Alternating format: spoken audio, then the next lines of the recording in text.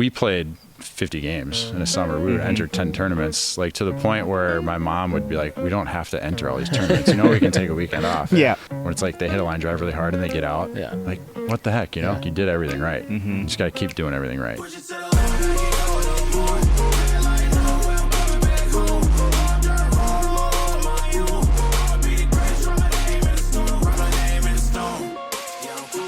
Welcome to the Athletes in Sports Podcast. I'm Max Smith. I've got my co-host Andrew Deters here, and today we've got a very special guest, Tom Buske. He is the founder and owner of MASH Baseball. We're here in his beautiful facility here in Savage, Minnesota. And Tom, thanks for being on today. Yeah, thanks for having me. Tom, let's kind of go back. You were a baseball player, played baseball at the University of Minnesota. Was baseball always like your main sport, or did you grow up playing all the sports? I grew up playing all the sports. I grew up in a neighborhood 3 houses from a baseball field. So that was like this, as a playground for everything. And I always loved baseball first, but I played everything. But it was every night I would be begging my dad to go to the field to hit me ground balls and fly balls and throw me batting practice. And some summer night, like summer months, our grass would be a foot high because he'd have no time to mow. We'd just be up at the field. But I was fortunate to grow up in a neighborhood with a ton of kids too. So it was kick the can, soccer, kickball, football, everything. Mm-hmm. Yeah, it's crazy now. I feel like there's a lot less of that going on. That neighborhood fun. It seems like a lot of families aren't just letting their kids run around the neighborhood, and they're kind of going more to organized sports. For you being in the youth sports world, what kind of do you see? Because you probably get a lot of, higher end baseball players that are coming to play at your facility. Are they, specializing super early in baseball, or do you see a variety and mix of kids coming through this facility? We start at 5-year-olds. So when you're 5 and you're a parent of a 5-year-old, you just, go buy them a glove and show up. It's really low level. And I think that's partly why we've been so successful, is because we have a really good 5 to 9, 10-year-old program. Mm-hmm. And we invest heavily in making sure that is a fun environment and what kids want to do. And it's largely sold out before any other program are those ages. Mm-hmm. And so I think we're obviously part of the problem in youth sports in terms of just being able to play every sport all year round. So it's hard to decide as a parent what to do, because you can do it all whenever. And so I think that's also part of it, is that there are so many options now, whereas back when we were growing up, there weren't any options. You played for your town ball team, your youth association. There wasn't all these other things out there. In the summer or at night, it was the city park. It was the city field, where that was the organized activity. Mm-hmm. And you would just hope that you'd have some kids in your neighborhood that like to play sports and run around and be active. And we didn't have phones. We didn't have video games. Like, we didn't really have any of that. So. Right. We were fortunate in that sense too, where that was all we could do, really. Right. I know you mentioned like growing up playing baseball. Who do you think like really instilled that love for baseball in you? And do you have any of those like aha moments, like as a kid, like, oh, that was like my favorite baseball moment, or like this really was this is why I love baseball? I just loved it from the beginning. I was, as early as you could take pictures of me, I had a ball and a bat in my hand. Yeah. It was just one of those sports where it was all I wanted to do. I don't know why. It just was. It was. I liked playing all the sports, but it was that one that was the best, my favorite. And I wanted to do it all the time. I don't really know why. There wasn't really this is like from the time I could remember, I was playing it. It was more so like in my early experiences, and the stories that I get told from very early on are the stories of what made me upset about baseball, is because I would be playing with kids that didn't know which base to run to. And I would come home saying I want to quit because no one knows how to play. Yeah. So that was kind of me. And I don't know. In 91, the Twins won the World Series. I was 5 years old. So it's like, I'm sure that had something to do with it, where it's like, oh, our team is really good too. Yeah. So there's a lot of that. But I just loved it for just the game. And I'm sure we'll talk a little bit more about my later career, but I liked playing it. I loved being around it. I didn't really have, when I was little, I'd always be like, yeah, I want to pitch in the World Series and do all that. But by the time I got to college, I just wanted to like have as much fun and play as much as I could. I didn't really have huge aspirations to get drafted and get to the major leagues later in my career. And so I think also too, that kind of helped me in a way in the transition out of it, because I kind of lost my identity with it. I didn't lose the love for it. I just lost kind of like that thinking or that shining star of trying to play in the major leagues. Right. What did kind of your youth baseball career look like, going, because you were in Apple Valley, right? Yep. Was it pretty serious at a young age, or were you just kind of playing for fun and playing high school and kind of stumble into college, or was it more serious at a younger age? Yeah, it was, for me, always serious. Yeah. The other aspect that I was fortunate about, and why I think what helped foster my love for the game, is that when I got into travel baseball at around 10, we had a community that was kind of on the upswing. Apple Valley had a lot of young families in it, competitive families. We had a group of parents inside of the travel baseball organization that were competitive, that wanted to practice, that wanted to play tournaments. Mm-hmm. So we played 50 games in a summer. We would enter 10 tournaments, like to the point where my mom would be like, we don't have to enter all these tournaments. We can take a weekend off. Yeah. But we just wanted we had a core group of coaches that knew baseball and were competitive with baseball. And for someone like me, I really enjoyed that. And it was enough for me to keep the competitive juices and keep the itch, and really kind of propelled me into high school. And then at high school, you start competing with all the grad classes and everything. And I was fortunate to start playing up as a freshman. I played JV as a freshman. I played varsity as a sophomore. So then I got into the room with older kids and could hang with them, and it just kind of built from there, kind of thing. When did you kind of get recruited by the Gophers? Was it like early in high school, or was it later? And were there other teams that you were looking at? I was pretty late. I was hurt my junior year. I didn't pitch much my junior year. So the Gophers saw me my sophomore year and liked me, but at that point back then, it was like they're recruiting seniors pretty much. So I was hurt my junior year. My senior year, I pitched, had a good year, and it was about May my senior year where they offered me a spot. And they didn't really, the pitching coach didn't really love me, and the assistant coach really liked me. I reminded him of a couple of pitchers that were in their program that had had success in the past. I just didn't throw that hard, but every time I pitched, I would get guys out. So, and I threw a ton of strikes. So it's like, you kind of get to that level and you recruit, a lot of times, even nowadays, you recruit velocity and arm strength, and a lot of those guys are throwers, not pitchers. So I had 3 pitches, could throw them all for strikes, and the biggest thing getting to the next level was just confidence. You get to high school and you get guys out right away. It's, you're confident immediately, but taking that jump to the next level, kind of have to prove it again. And that was the hardest part when you get there, is to say, hey, I fit in here, I belong here. And then you start finding success, and it starts kind of going down and going the right way for you after that. Hey listeners, we want to take a quick moment to tell you about the InSports Foundation. At InSports, we believe every child deserves the chance to play sports regardless of their financial situation. Our mission is to provide free camps, scholarships, and team sponsorships to reduce the cost of sports and help more kids get in the game. As we all know, through sports, kids can learn valuable life lessons, stay active, and maintain their mental well-being. To support our mission and help us give more kids the opportunity to play, visit insportsfoundation.org and consider making a donation today. Together, we can make a difference. You mentioned how MASH does such a great job, like with their younger youth programs, and baseball is one of my favorite sports as well, but it's such like a slow-paced game, and can be, and to keep kids like engaged with the game at such a young level, like what are some of those things that you guys do here to keep them, that love going for the game?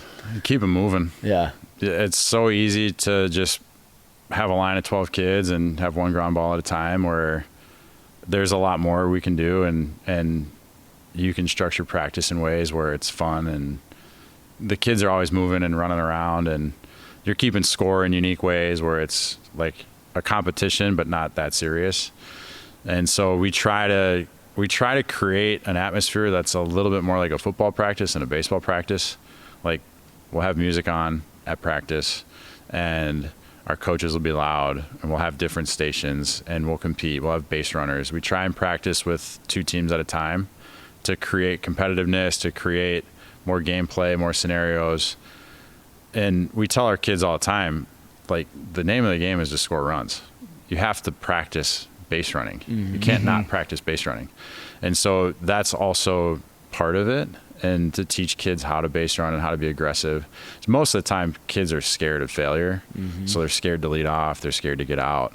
And you need to kind of encourage the aggressiveness out of them a lot of the time. Some kids are just, taking half leads to second base and things like that. But that's what we really try to do. And then at the younger ages, until they're really 13-ish, you really try and have fun as the foundation and create that, because we're not a business if you don't have kids that want to be here. Right. So you try and instill the love of the game and the love of being here.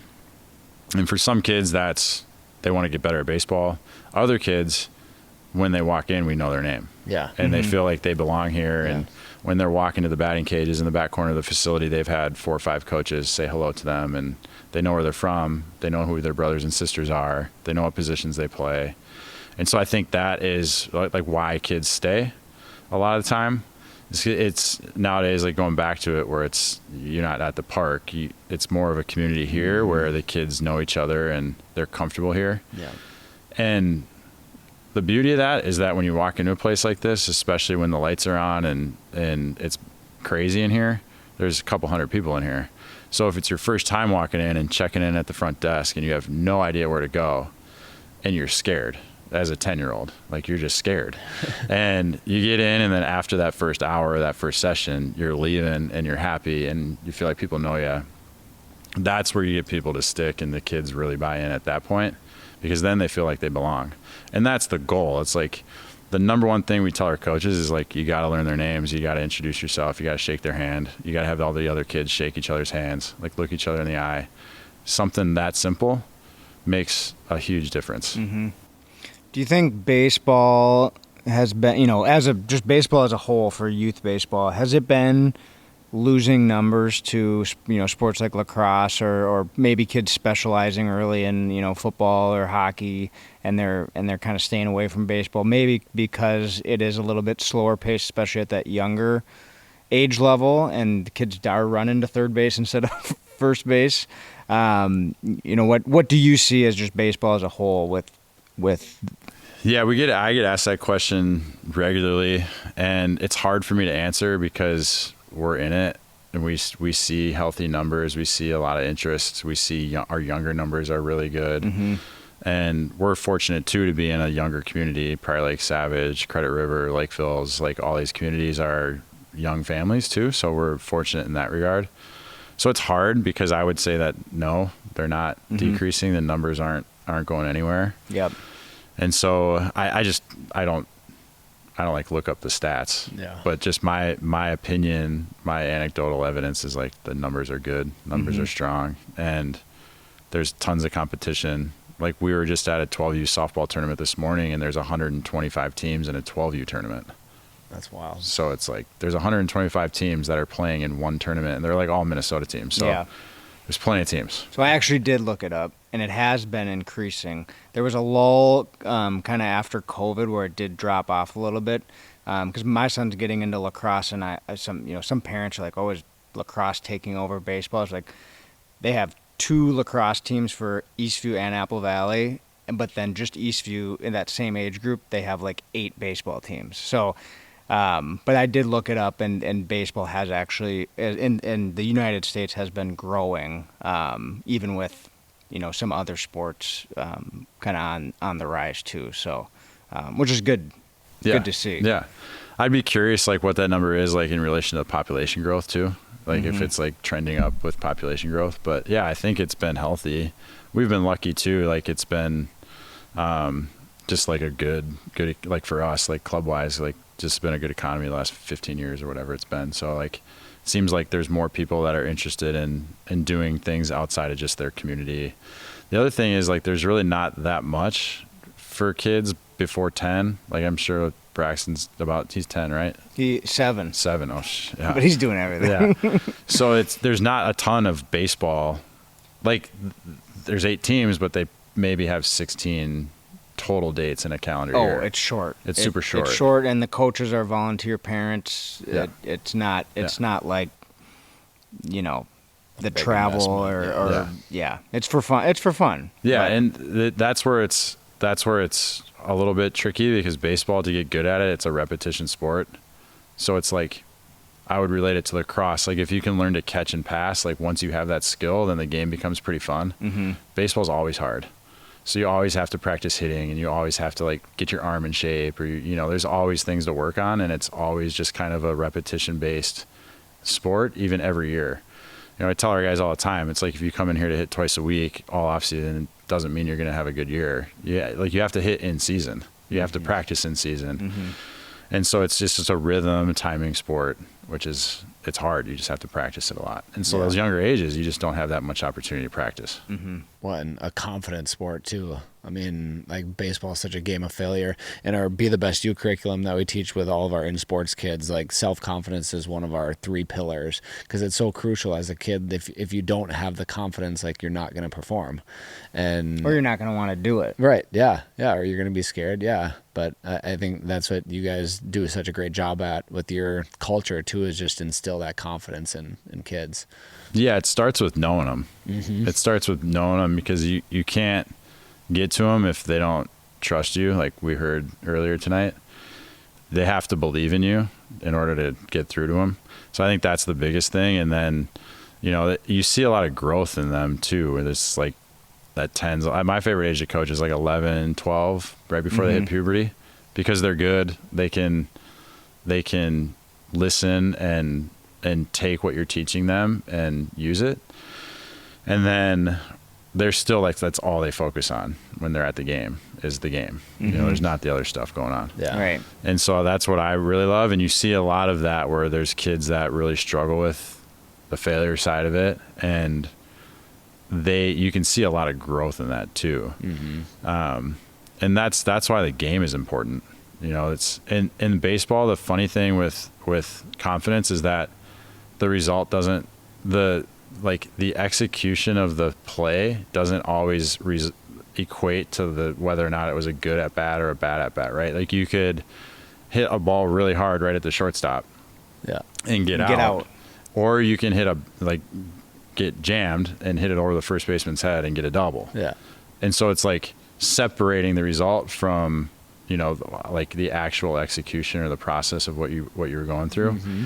And so it's an interesting sport like that too, because that is that's like one of the areas that's my favorite part to coach. It's like, because kids all they'll hit it really hard. Those are the plays that frustrate kids the most, when it's like they hit a line drive really hard and they get out. Yeah. Like, what the heck, But that's where you coach, because it's like you did everything right. Mm-hmm. You just got to keep doing everything right. Yeah. Kind of reminds me of golf. Like you hit a really good shot, it takes a bad bounce, goes in the water, or you can hit a really crappy shot and hits the cart path and just you hit a 300-yard drive. Yeah, exactly.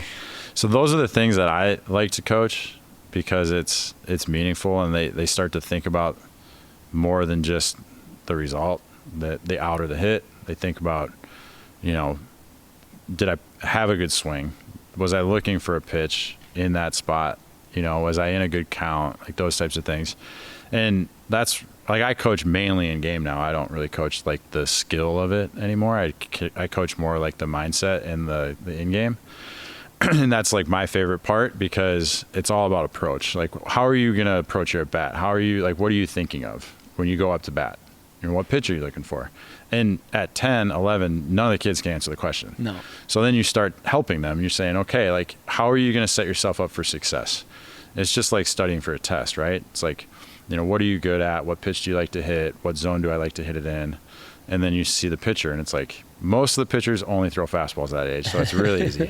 It's like you just look for a fastball inside or outside. Yeah. Do you have to crowd the plate or stand off the plate? Are you ahead of it, behind it?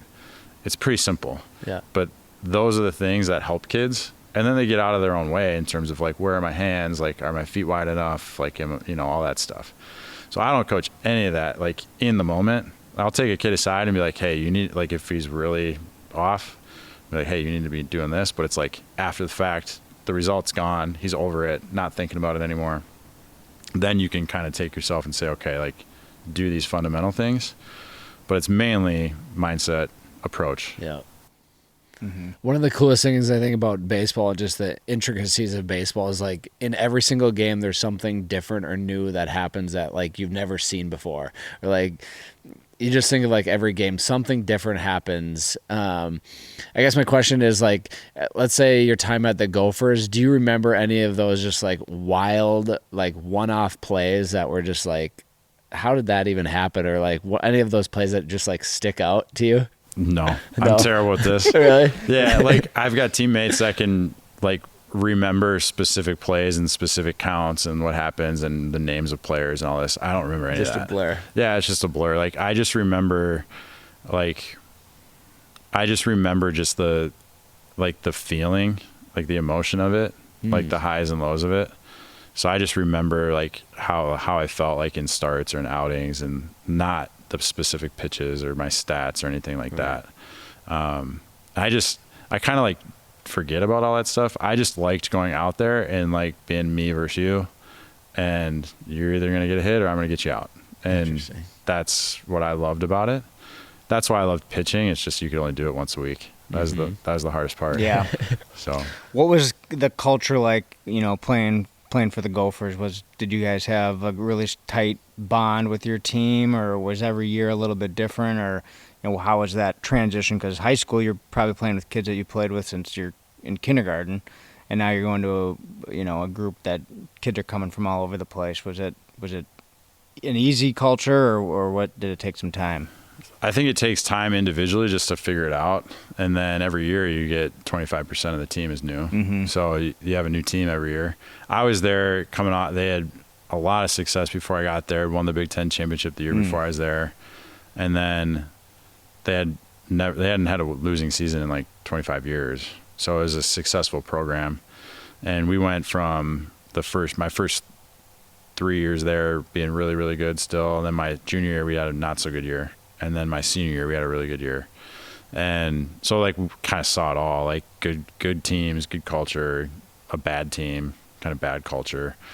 And my last year was really, like, there were a lot of new players, like, got opportunities, and we had success really early and kind of ran with it. And I just think it's kind of what some of the guys were talking about today. It's, you got to just trust that guys are going to do their job. Like, the culture inside of the Minnesota program at the time was very much setting kids up for the next 50 years of their life, and putting good habits in front of them, and establishing values, like common values. So we worked really hard on team values and team culture that way. But at the end of the day, like those were all exercises in order to create accountability within the group, right? So it's like, okay, you create these values, we're all going to believe in these things, and then inevitably you have players or teammates that don't uphold those values. So then how are you going to act? How are you going to behave in those situations? So the whole like fall essentially every year was about creating those things, and then creating buy-in with it.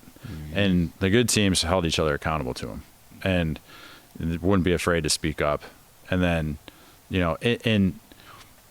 in those settings, when there is confrontation, it's healthy, and people own up to it.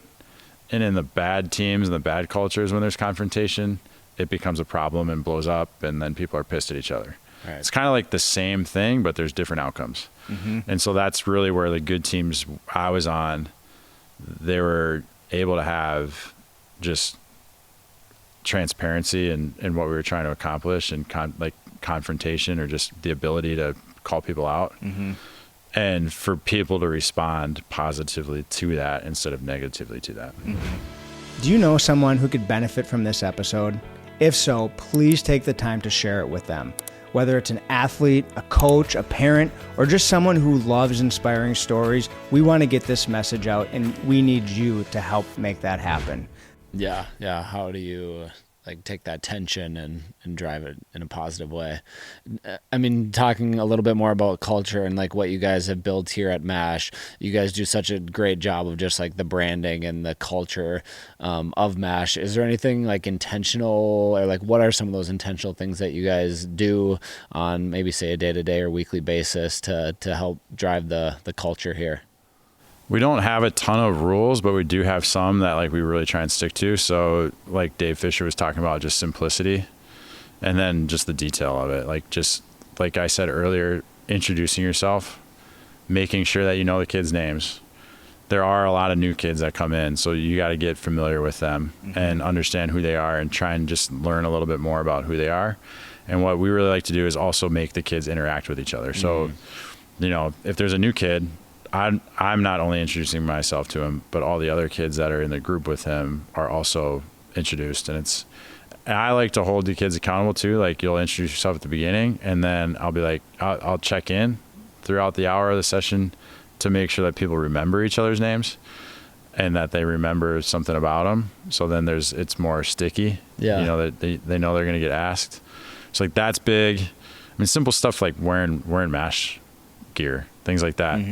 Are super important. And I think what really separates us is the consistency in the people that we have. We work really hard to try and create a staff that is strong through consistency. We've got coaches that have been here for 12 years now.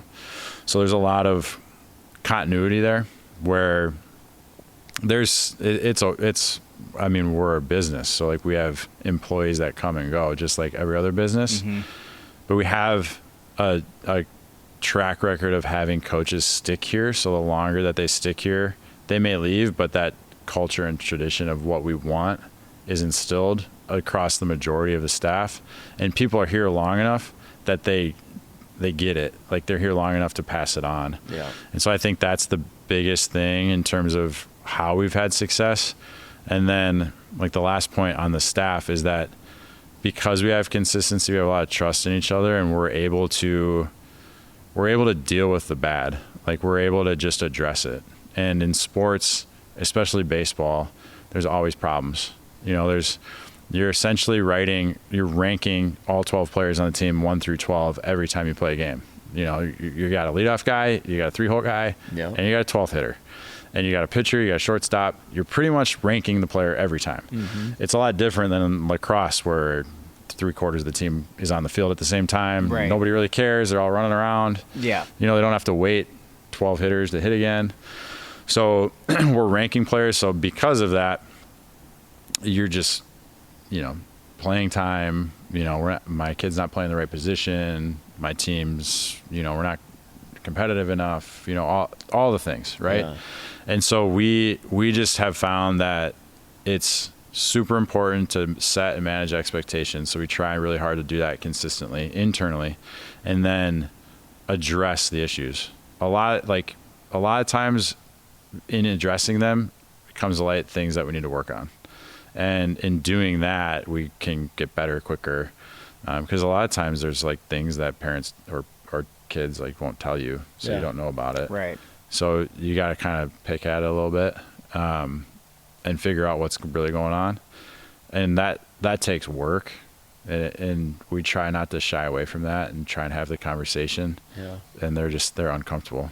It's tough conversations. Yeah. And it's we take it very seriously because it's every mom or dad's most valuable asset. Right. And they're investing in us and in our community and in their kids. So we want to make sure it's the right fit. And sometimes it's not. That's the other thing. We want to be really honest with people in terms of, their talent level, their effort. That's the hardest one. Tell a parent, hey, your kid's not maybe as in love with baseball or softball as you think he is. Yeah. That's not an easy message to deliver. But also, it saves some families a lot of time. Right. You play a lot of baseball games in a season. Yeah. So it's a lot of time. So those are the things that we really try and do to make sure that over time that culture and that community is built, and it's an everyday thing. Everyday thing. Now, you as a dad, you've got two little kids, and you've worked with a ton of kids, ton of parents over your time, owning and running MASH. Is there anything that you based on your experience, that you're going to do maybe differently than you would have originally thought for your kids, like getting them into sports? So my kids are 3 and 1. My 3-year-old is now finally at the point where he's got enough of an attention span where we can play for a little bit. Yep. 5 minutes. Yeah. So it's trying to just kind of find those moments to just get him and have him be focused for a little bit and then let go and move on. Mm-hmm. So I don't know. I think there's just, I think more about it from their perspective than mine in terms of what I would do differently, because I kind of struggle with, what are my kids' expectations going to be of themselves because I own and run MASH? Like, are they going to feel like they have to play baseball or have to play softball? So I think about that more than what I'm going to do, like, and how I'm going to introduce them to sports. So I think it's more about early and often just saying, hey, like, we got to, like, pursuing the passion a little bit and figuring out kind of what they're interested in. And at that age, it's all about, fun and desire. And if they want to pick up a ball and bat, then we're going to play baseball. If they want to, kick a soccer ball or throw a football, or like my 3-year-old, all he wants to do is play with cars. So it's like, all right, we're going to play with cars. Yeah. So it's one of those things where I've been in it and around it enough now where I just think that activity and sports are awesome, clearly, but it's more so just finding something that they're passionate about and multiple things that they're passionate about and pushing them into that. Yeah. And just letting them have fun. Yeah. Yeah. You talked a little bit about like the mindset of playing in a game. Like, what are you thinking when you're up at bat? Are there any other mental, tips, things that you're working with players to get in the right mindset? Yeah, it's just like a daily thing with us. We don't have anything. Everyone's different. Everyone's got something they're working on, and especially nowadays with baseball, everything's tracked, data, ball flight, all the stuff. Yeah. So I think it's more so nowadays, really kind of getting back to the root of the game. Like, how do you win the game? Like, how do you get guys out?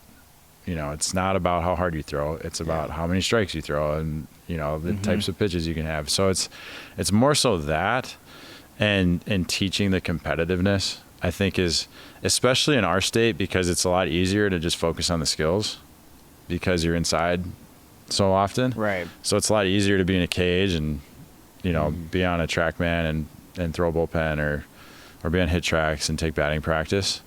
So those things just become the thing that everyone is focused on, and they lose sight of how to compete and how to win games.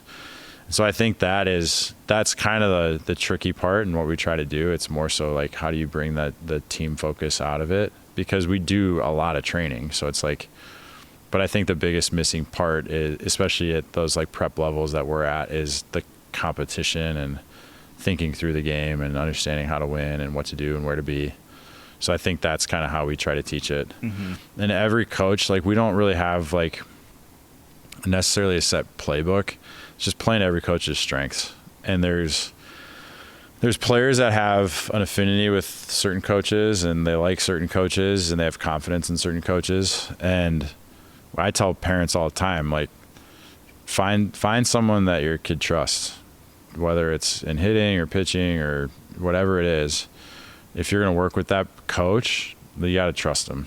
And so that is kind of like going back to what I would tell my kids and like how I would think through that. That's I think what I would look for with my kids and their sports and talking to my kids about that, where it's like, you got to love it first, but then if you're going to like invest in it and invest time and into practicing it, like, get around people that you trust and believe in, like, share values with, find those people. Yeah. We got time for one more question. Deters, I'll let you do it since you're the baseball guy. Baseball question? Or anything. If you could turn the clock back and do it all over again, would you do anything differently? I don't know. I feel like that's like such a loaded, hard question to answer. Like, yes, obviously, a lot of things I would do different, especially in college. Right. But we're really happy with where we're at. I mean, we're really happy with the team that we have and the community we've built. Like 12 years ago, I don't think we would have thought we'd be here. We always had the goal of building our own facility and making it happen. And just that takes that in of itself. Like, we're fortunate. Like, we're lucky to have probably the only facility like this in Minnesota, especially for baseball and softball. And I think that's largely because of the entire team. Like, there's other organizations in our business that have single operators, and it's really hard to do the building and the construction and do the business and do the coaching. Yeah. So I was only able to focus on the construction and the building and all of that because I knew I had a strong team that was going to get it done every single day. So that, I think, has been the fun part. And, you know, looking back, it's hard to say what I'd do different. It's nice now knowing that we have a solid team in place and an awesome community. I'll ask one more then. What do you see next for MASH? Like, what's the future look like for you guys? Well, I think for us, we're obviously like culture and atmosphere and environment is really important to us. That's why we've built one really big facility. You know, we've got a site in St. Cloud as well, but we're not trying to have all these different locations like all over the place. We don't really like that. We like to manage in person and in real life. Mm-hmm. And so I think that is the most important part for us. So we're going to build fields, get those underneath us, and then we're starting a school.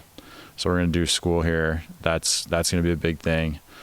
That's a completely different ballgame in terms of the level of trust parents have in us and the relationship that we have with the kids. You're much more of a mentor than you are a baseball coach when they're here 8 hours a day instead of 1 hour every other day or twice a week. So that is going to be really fun. We've got a really good team in place to execute on that, and it's going to be fun for our coaching staff because it will be different. Yeah. But there's some cool opportunities with that, and just being able to make an impact a little bit more in terms of having the kids here a little bit more.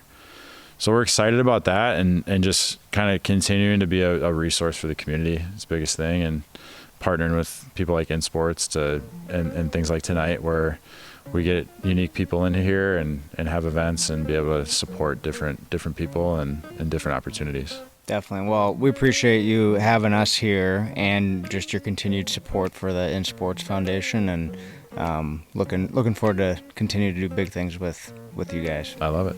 Awesome. Me too. Thanks, Tom. Thanks. All right. Thanks, guys.